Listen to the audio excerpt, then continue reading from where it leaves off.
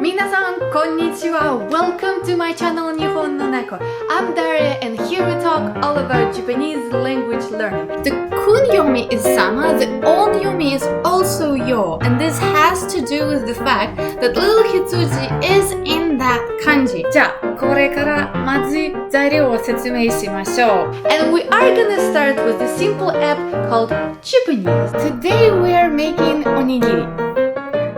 おにぎりは、日本の有名な、よく食べる食べ物です。王様が大好きな羊の要素を見て You can say something like 気になる女性 or 気になる男性。1分経ったらご飯の上に乗せて完成です。This is maybe not the main app that you would learn from, but what is nice about this is that it's really real conversation. I'm Daria, I have a video every Sunday for you, and until then,